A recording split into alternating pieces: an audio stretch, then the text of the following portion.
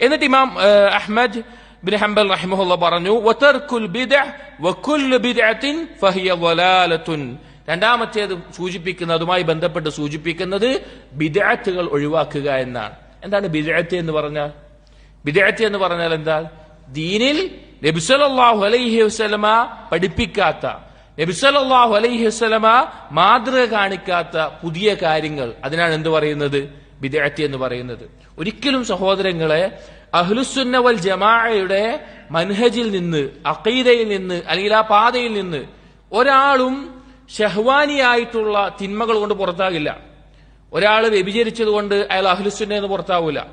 ഒരാൾ മദ്യപിച്ചുകൊണ്ട് അയാൾ അഹ്ലുസുന്ന എന്ന് പുറത്താവൂല. അയാൾ ഈമാൻ കുറഞ്ഞവനായിരിക്കും, പക്ഷേ യഥാർത്ഥ മൻഹജിൽ നിന്ന് പുറത്താവില്ല.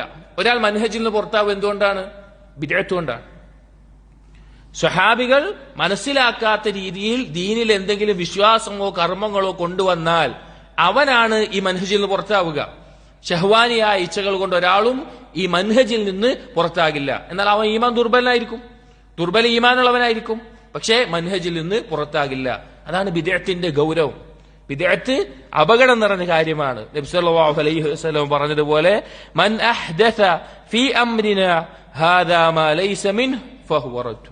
ഈ ദീനി വിഷയത്തിൽ നാം പഠിപ്പിക്കാത്ത എന്തെങ്കിലും ഒരു കാര്യം ആരെങ്കിലും കൊണ്ടുവന്നാൽ അത് റദ്ദ് ചെയ്യപ്പെടേണ്ടതാണ്, അത് തള്ളപ്പെടേണ്ടതാണ്. അത് അല്ലാഹു തആല സ്വീകരിക്കില്ല. അല്ലാഹുവിന്റെ അടുക്കൽ അതിനൊരു വിലയും ഉണ്ടാവില്ല.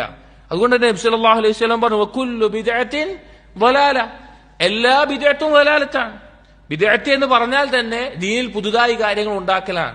അത് വഴികേടാണെന്ന് നബി സല്ലല്ലാഹു അലൈഹി വസല്ലം പ്രത്യേകം നമ്മെ ഓർമ്മിപ്പിച്ചിട്ടുണ്ട്.